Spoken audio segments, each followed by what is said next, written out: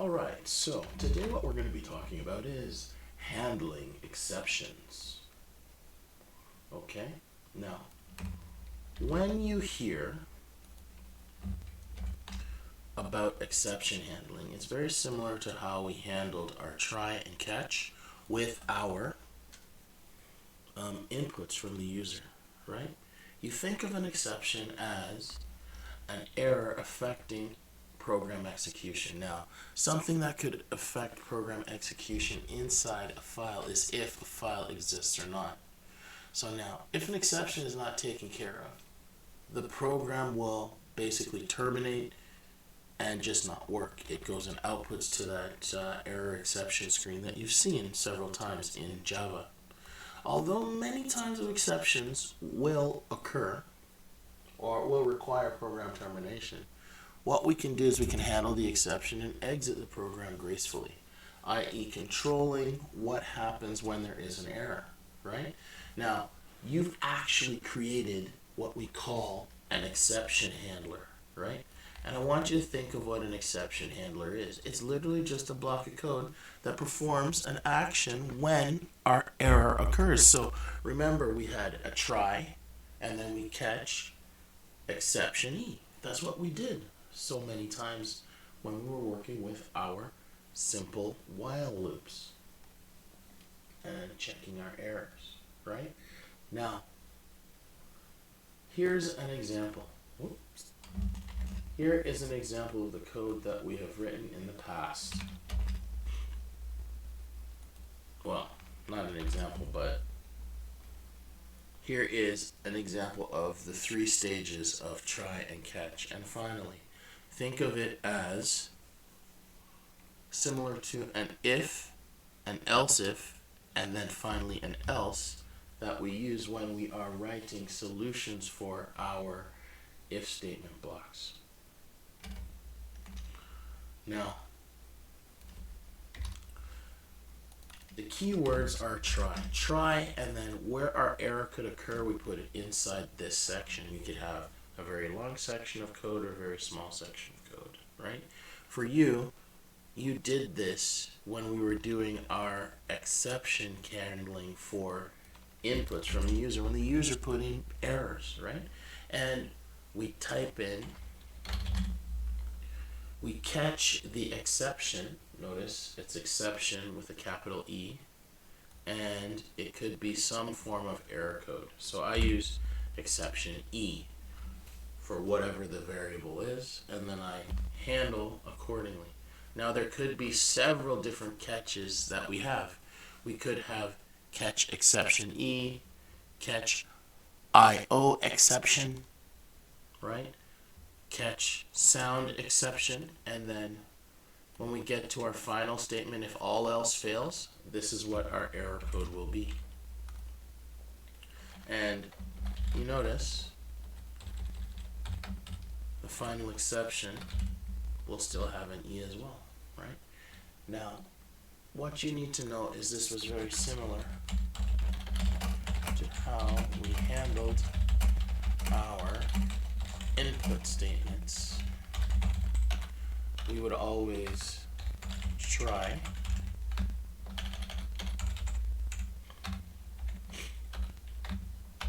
and then we'd do some sort of input.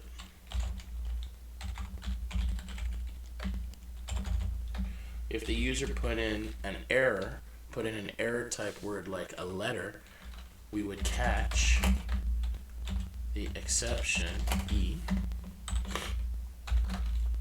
and then we would do things like system.out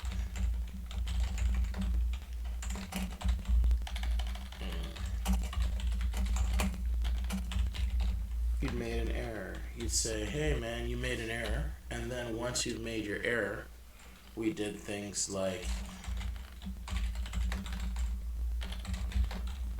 to clear the buffer,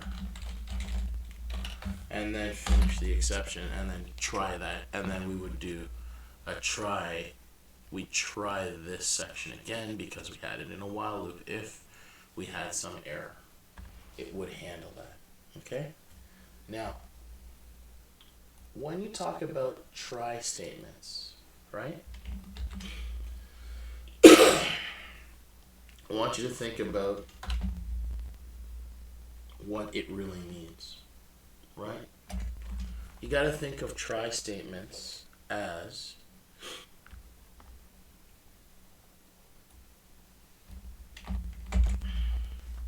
statements that could possibly generate an exception, right? So an exception is an error, right? The catch clause waits for the exception that we have here, right? And then if that exception comes up, we handle it, right? That's all it is, right? The try clause is just a separate, the try clause is just what we use regularly, and then the separate catches basically is written for each type of exception.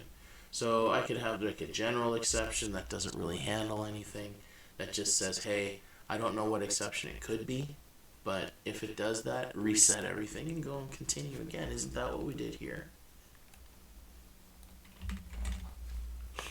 Now,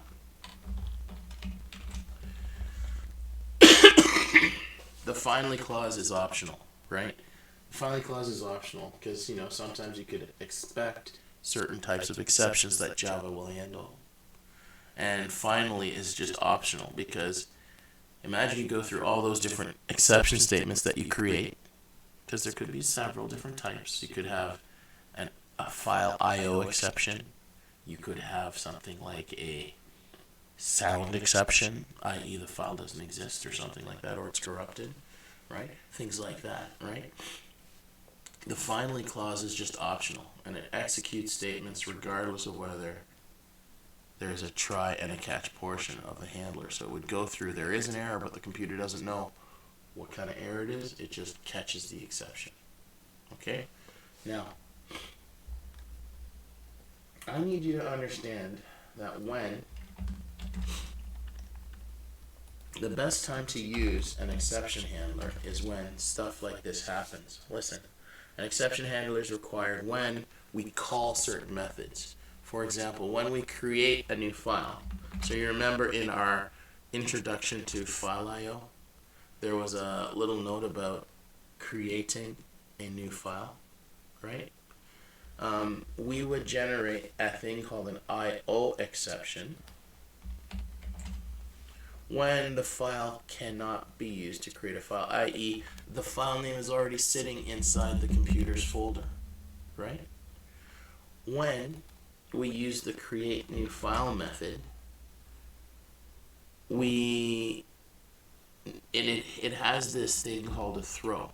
If the file cannot be created, it throws or creates an exception and tells the calling program, i.e. your program that you've created, hey, this file can't be created because it's already there. All right? Now, I think what we should do is we should go take a look at our test files program. So remember the test files program from yesterday, right? We basically wrote this to basically see, hey, does this file exist? Remember, the basic setup of the file was create the file program, right? File, inside my program it's called test file, and I say new file, and that basically goes and allows us to create this new file called mylist.txt. Now, and as long as it's in the folder for the project, the computer can test to see if the file exists. Now, to test to see if the file exists, we simply use an if and then else if the file doesn't exist, right? And if it doesn't exist, then we just output the file does not exist, right? Now, I'm going to tell you that we can take this program, and the first thing that we could do is we could go and modify this program, okay? I'm going to call this program test file 2. I'm literally just going to file copy, And what we're going to do is we're just going to make a new Java class in the FileIO source folder that we had before. And we're going to call this my test file 2.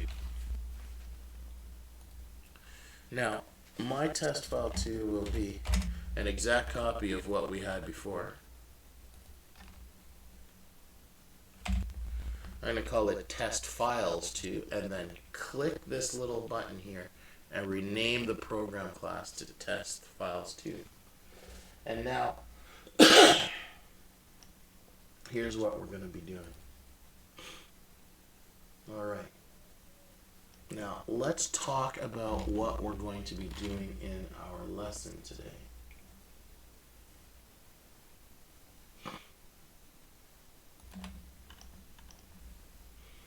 Alright.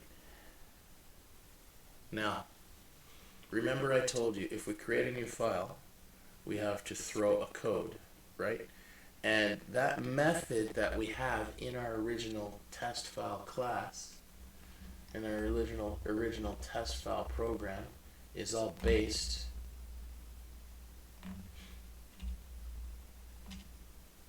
on this thing that we talked about last day.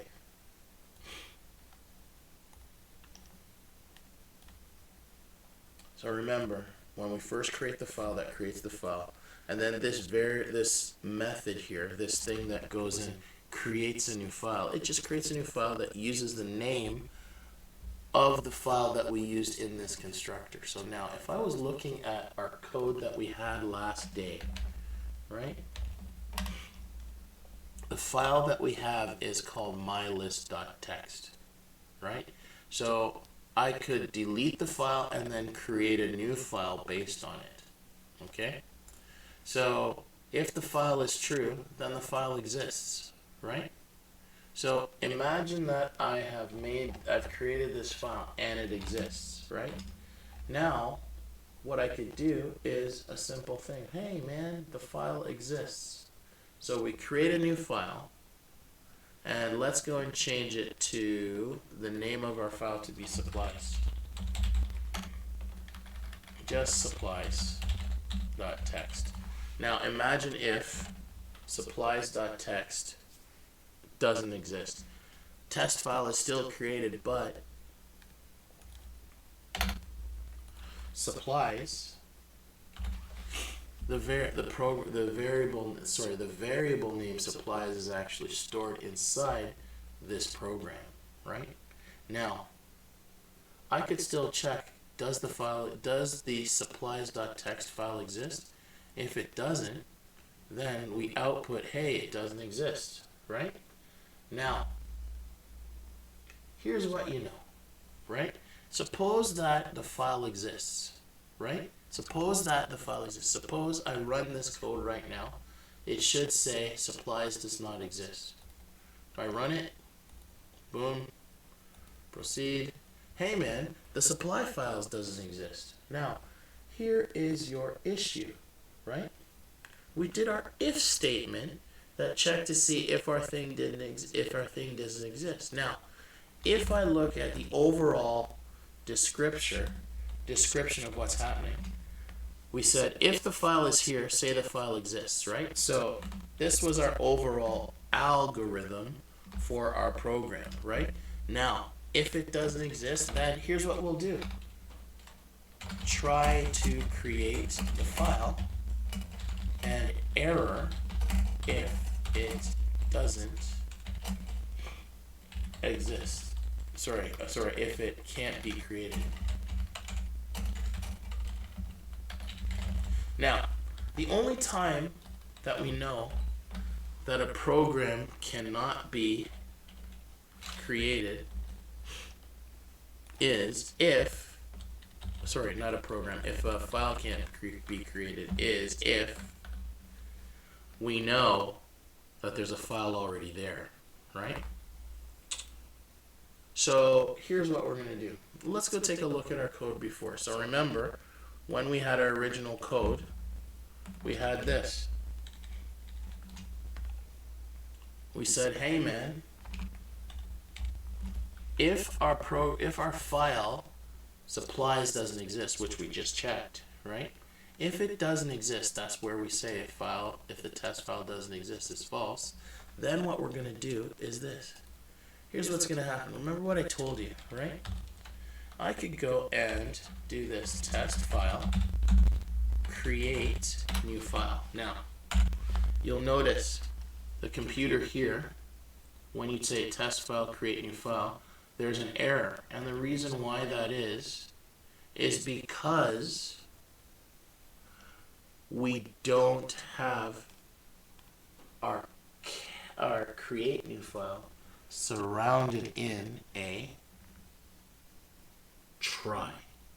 Now, in order to do that, inside your IDE, you could either click try, you could either click surround with try or catch.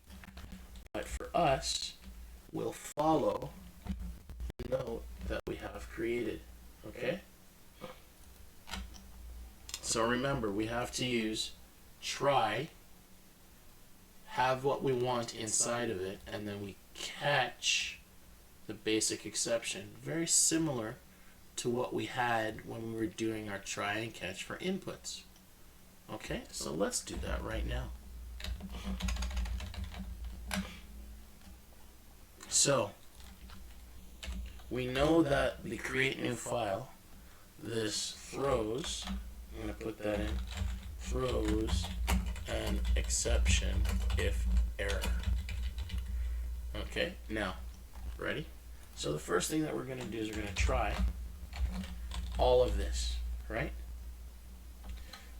Now, we're going to try to create our test file, right? Make sure you try and end your squiggle with all the information that we want. Now, here's the thing that I'm going to do. If I get past this line here, right? If there's no errors, then we can automatically tell the user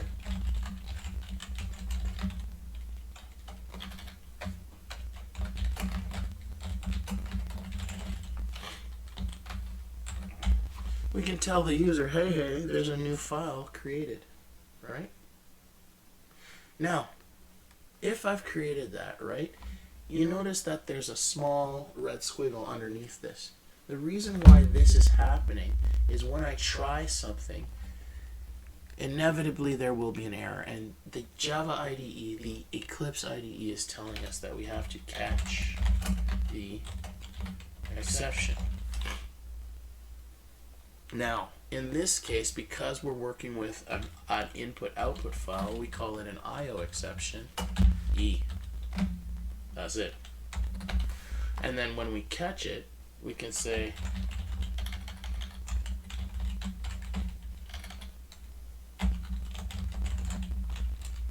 file could not be created. And here's the best part.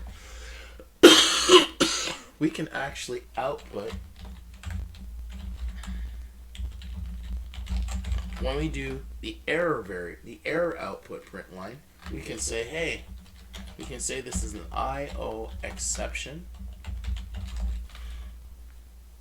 and then I go colon, so I make it nice and easy, and then I can go and ask whatever that little exception is, say, hey man, output what the error was. E.get message. And boom. Right? So now remember, we created a new file at the beginning called supplies, right?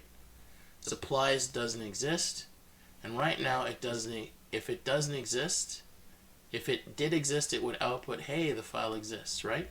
If it didn't exist, the only issue is this.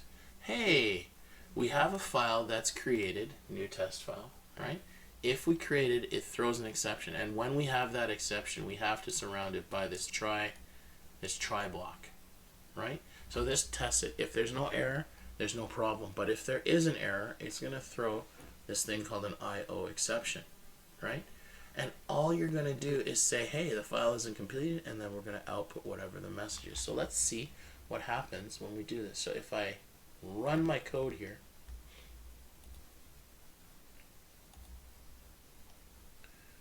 right now, when I ran my code, the first time when it ran through, it said, hey, the file doesn't exist, right? And because the file doesn't exist, right? And because the file doesn't exist, we went right into our code and created the brand new file. So now inside our folder here, our source folder, we would find an actual file called supplies actually stored in here. It takes a little bit of time for this thing to actually load up, but I guarantee you that file is created. Now, let's get back to our note.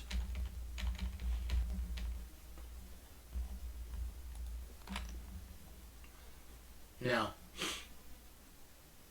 what I would do is I would take the file, right? And, oh, wait.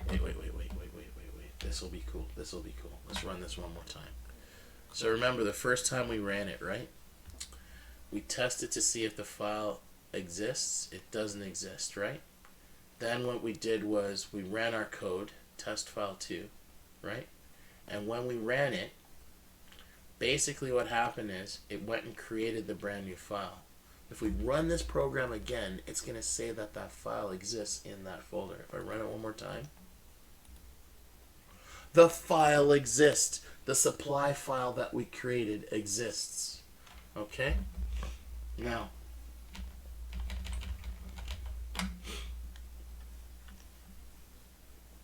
remember, the exception handler basically copied whatever the error would be from the user. In this case, it's an IO exception, right? When the create new file includes the throw or generates the exception, it means it can't complete the task, right? And that's it. There's not much to it, right? So now you kind of understand how the file program works, right? I'm literally just going to copy this and put it into our code, and we can use it later if we need it. Okay?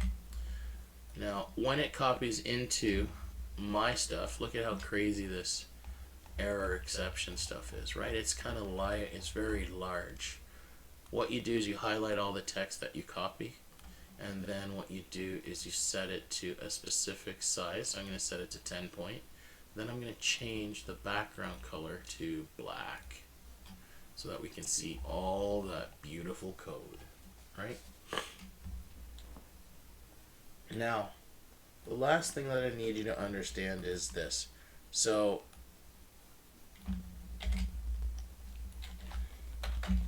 notice the following. I'm going to put this as heading 2.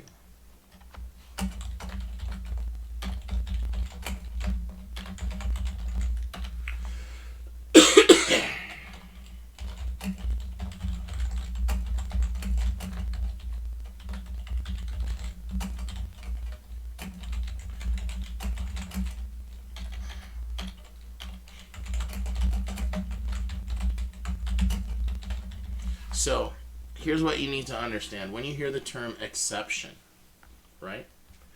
An exception term such as the IO exception is literally just a program, right? Think of a special program called the throwable class. Basically, it basically traps whatever the error is, right?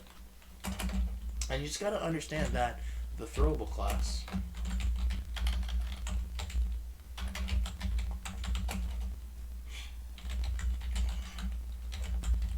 so the Slowable programmer object has a getMessage method, getMessage function, right? So when you're looking at what I did here, right, you notice this catch IO exception stuff here, right?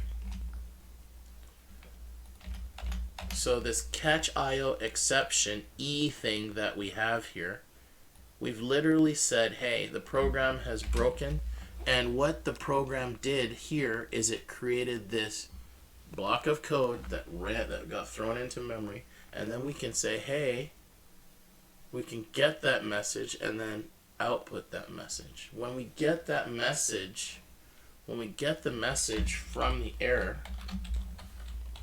right? When we get the message, right? That string, you can think of the get method function as a string of output from the program that explains what happened, right? Now, the error string, the error in system.error basically is an output stream of information. When we do system.out.println, basically what it does is it goes and makes sure that we can output something to the screen with no issues. But when we have an error, it will highlight it using either italics, or it will highlight it with a different color so that we can see it on the screen. Okay? Now, your homework. I have this posted online. Just understand, this is what you'll be doing. Okay? Uh-oh, where'd my code go?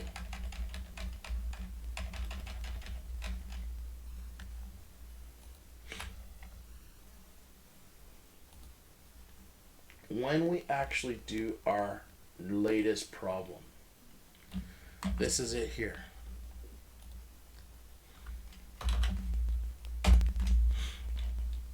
You're going to see a problem that looks like this. So, it says create a MyFile application that creates a file called ZZZ. So, you're going to use the create, you're going to go and use the file program, the file method that we created before. So, remember, when we create a file, it doesn't have to exist. We just do this. We use this bit of code to create our file. Now, if that file doesn't exist, then we have a whole bunch of steps that allow us to do this. Now, you're going to create a MyFile application that creates a file called zzz.txt and then displays a message indicating that the file's been created. The application should prompt, i.e., not prompt, another word is ask the user to keep or delete the file. Now, you need to remember that a while back I showed you that there was some special methods inside the program file. You got to remember, we have create new file, but then we also have delete file, which deletes the entire file permanently. Now you notice it returns true or false if the file is deleted. So the key is, when you go and delete, you want to save, save the result of the delete file in a Boolean. Remember, a Boolean was true or false, right? And so you can use this to kind of check to see if the file is actually deleted, right? Now, and then a message should tell the user whether the file has successfully been created. So in order to get something from that, you're going to do this. So imagine you're going to delete the file. Let's call it Boolean test equals test file dot delete. Then you can use it if test equals true, do something. Else if test equals false, do something else. And that is it. I just need you to be able to do this MyFile calculation. Then I want you to go back to your previous sessions of code. Thank you very much, and have a nice day.